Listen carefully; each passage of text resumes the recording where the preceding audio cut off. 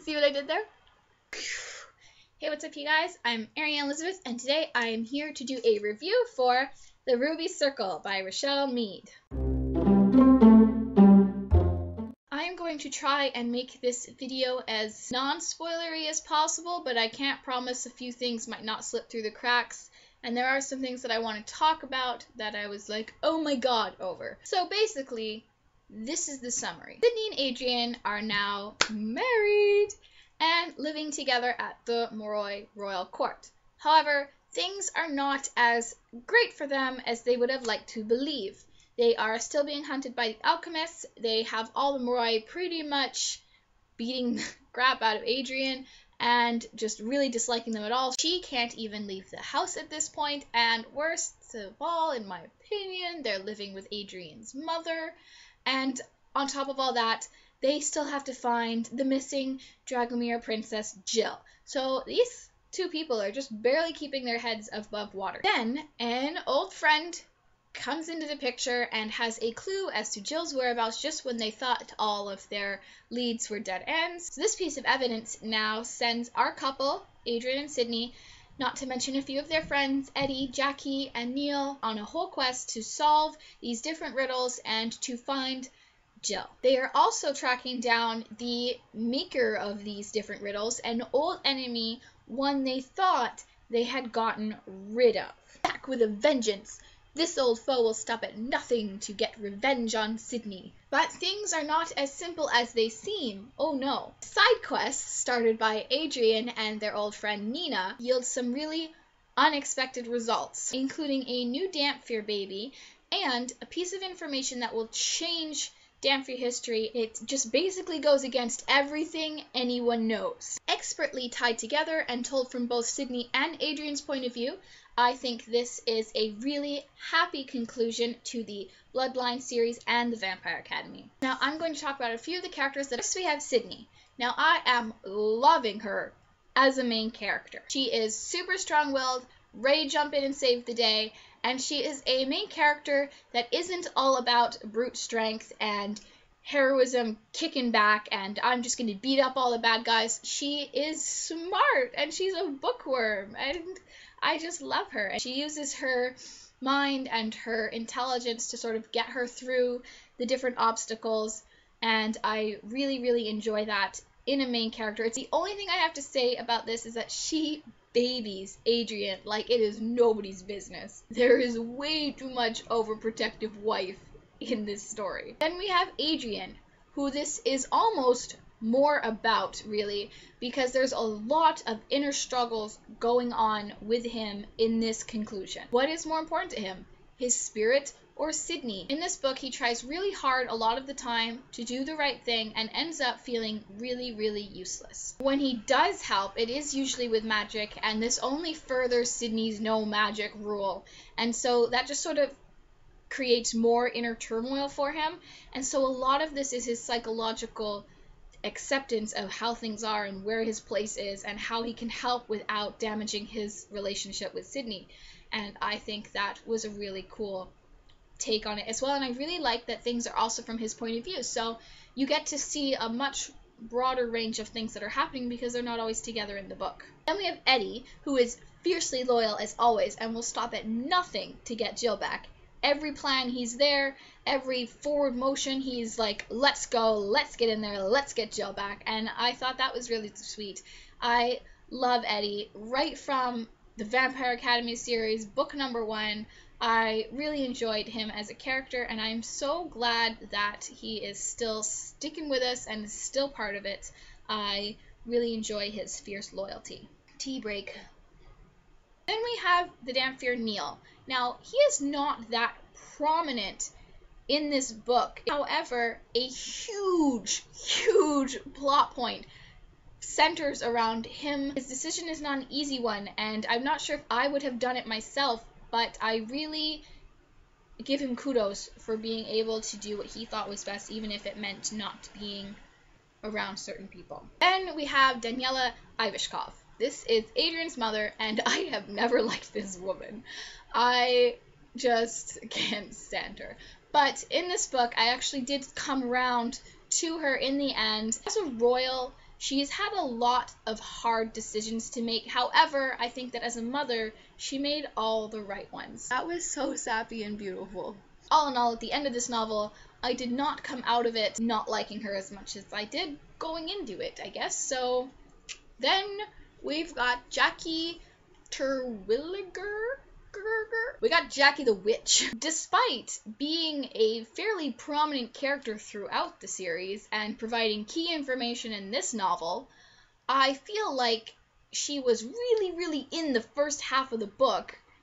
And then the second half of the book, I was like, where'd Jackie go? The other thing, too, is that at the end, she doesn't really have much of a conclusion for her story. And I was a little bit disappointed in that because I was looking forward to all the characters sort of getting their conclusion. And I was like, Jackie, where are you?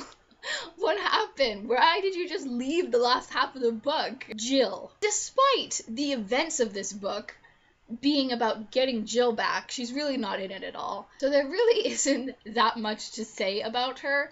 I, to be honest, have never really liked Jill. And I think part of the reason is I don't like her name.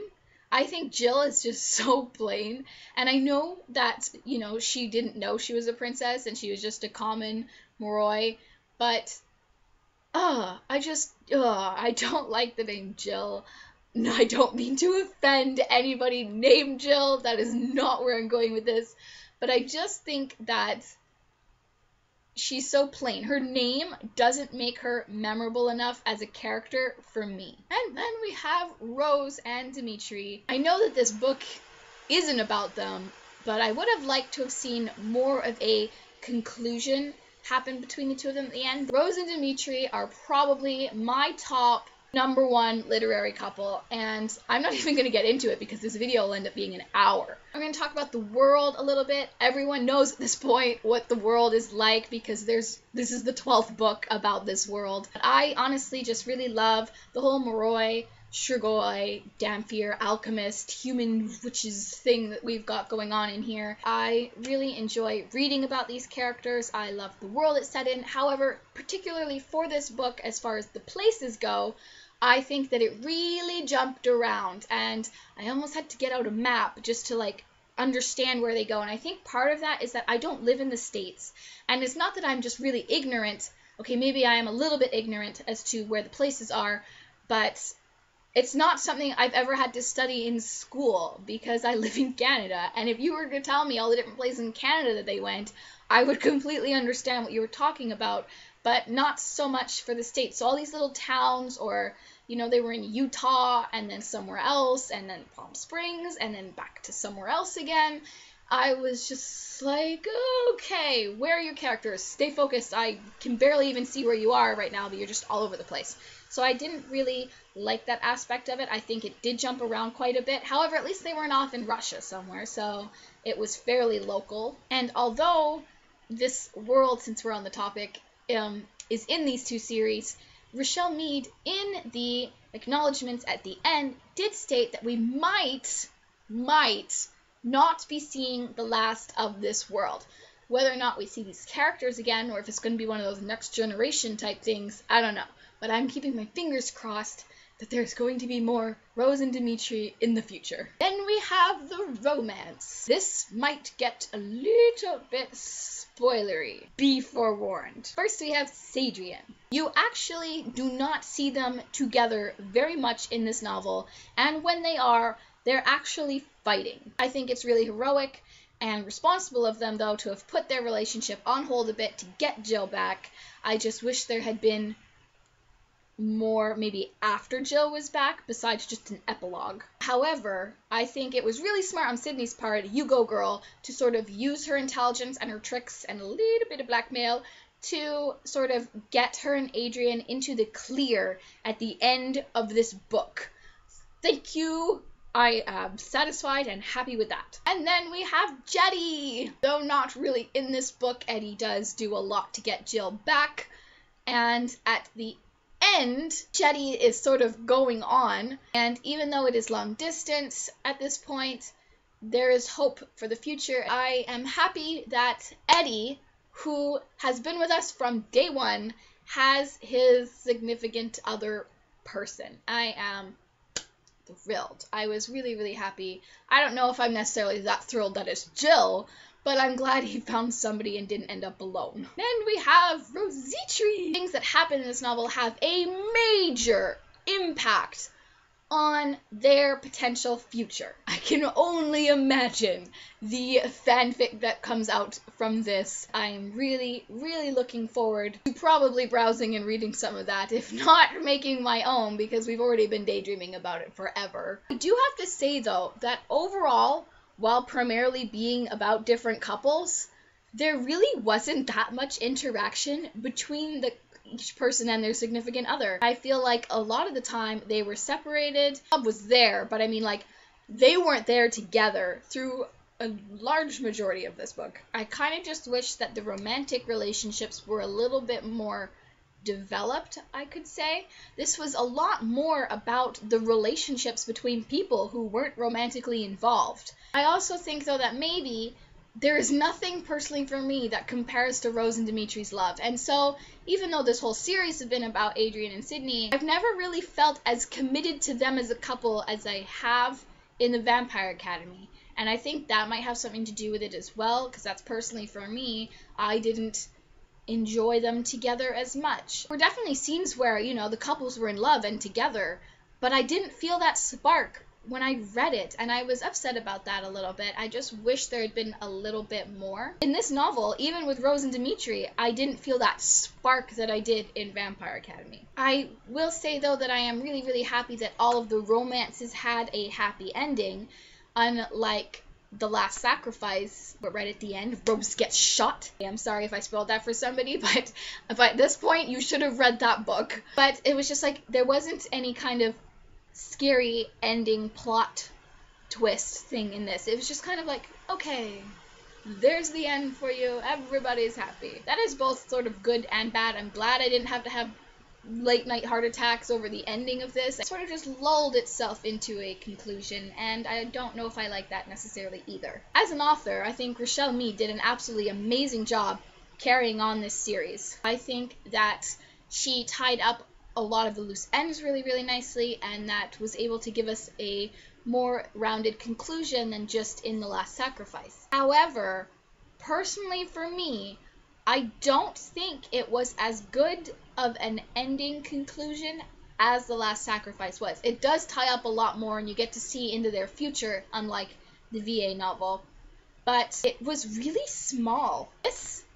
This is the width of the concluding book to the Bloodlines series. I really couldn't believe that this was it. This is nothing. This is smaller than some of the other books in the Bloodlines series. What is that all about? I mean, she just got bored of writing and kind of just concluded it for us. I just felt that, especially as far as relationships go, there could have been a lot more in here. Despite being small, though, she did fill it with action and adventure and mystery and puzzles, and so thank you for that, because I wasn't bored. I didn't get lulled into any kind of stupor while reading this. It was fully packed, even though it wasn't large. As my sort of hangover conclusion goes, I originally put off reading the Bloodlines series because I was so in love with the other one.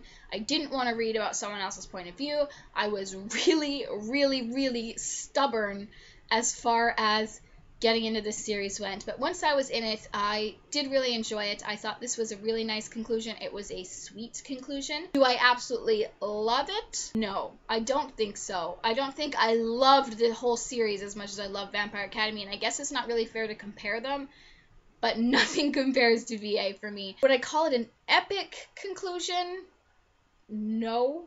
I would definitely call it a satisfactory conclusion, a good conclusion, a well-written, nicely tied-up conclusion, but I would not call it epic. I was left with few complaints at the end, and it was overall very well done. There are a couple things I do really want to talk about. I have said I was just sort of being lulled towards the conclusion in this book, and I didn't feel like it was, oh my god, oh my god, oh my god, oh my god, like other books that I've read. However, there were a few things that was like, mind blown, what did I just read? Oh my god. So that is what I want to talk about right now. You find out that two people are actually related. And my jaw hit the floor along with everybody else's in this story. Oh my god, these two people are related! It kind of brings all 12 books into a more awkward, slightly weirder light. But then the thing about that, in my opinion, is that it doesn't really go anywhere else. You're like, oh my god, these people are related? And then they drop the ball, and it's like nobody mentions it again for the rest of the book. And I wish that had been a little more developed. I would have been interested in seeing how the different characters reacted to that a little bit more. Number 2, Richelle Mead has created an entirely new possible future for Rose and Dimitri. I was literally weeping tears of joy. However, she has left it very open for the reader to interpret as to whether or not Rose and Dimitri go down this new path. So she basically just leaves readers to dream about it if we weren't already. That is all I'm saying for you for spoilery things. Don't think I will say any more, because out of the whole book, really the only 2 exciting moments for me were those 2 parts. And I don't want to ruin that for anybody else. If you weren't already super excited to read this conclusion, you will be now. Try your super best not to spoil too much in the comments below. If you are really excited about something and just want to get your opinion out there and you want to discuss with me about that oh my god moment, just write that it's a spoiler first. I am going to go into my Aerie rating. The description below will give you a more in-depth idea as to what that means. That is my term for rating books, so you cannot steal it. A for author and her style. I am going to give this a 4 because I really like that she chose to do it from different people's point of views. However, the only thing with that I will say is that there were some times where I was getting a little bit confused as to who was talking. I'd be talking in a girl voice because I've been in Sydney for the whole last chapter, and suddenly I'm in Adrian's voice, and then I'm like, oh wait, yeah, okay, I gotta talk like a boy now in my head. And it was just, there were a couple times where that was a bit confusing. But overall, I love her style, I love her pacing, I love her description of things, and I love her world, and I just love everything about everything for this. So, you get a 4 for author. For reading, I give this book a 4 as well. I really, really love the story. I love that it's a conclusion to this sort of world. I think that everything ended really nicely, and it was fairly fast-paced for me.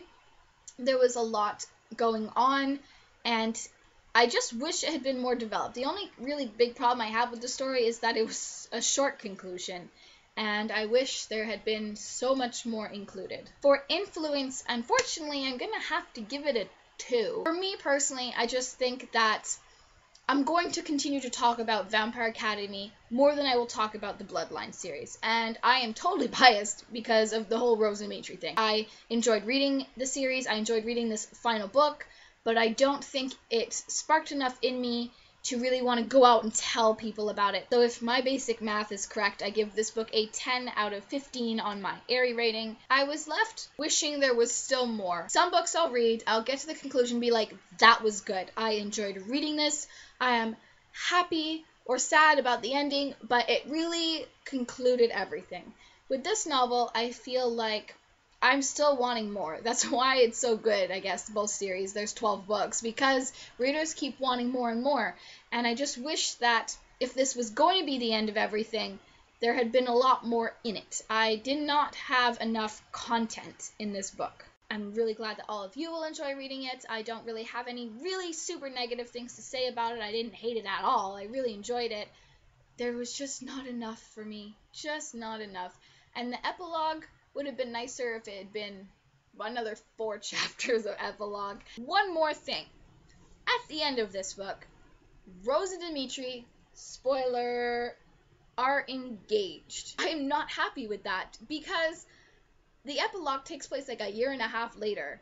I would have liked to have seen them either actually married or maybe with babies. I don't know. I just think that it wasn't in character for them to only really be engaged, because if you think about everything that they went through in the Vampire Academy series to get together. Okay, stop. I'm going off on my tangent right now. I'm not going to talk about that. Basically, I just think that at the end of this book, Rose doesn't seem all that excited to be engaged. Dimitri's like, let's get married. And Rose is like, we got another 10 years before we have to worry about getting married. Let's just stay engaged. Excuse me, Rose. No. No, no, no, no, no, no. You have a ring on your finger now. You tie the knot, okay?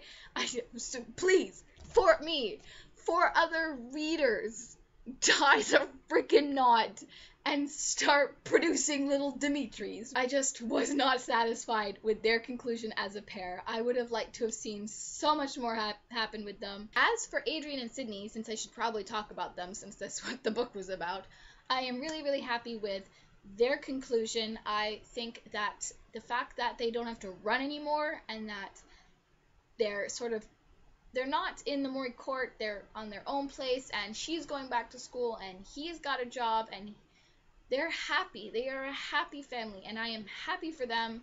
I think that they're raising a little Dampier baby is really cute. I hope they have their own babies. That's all I really have to say about them.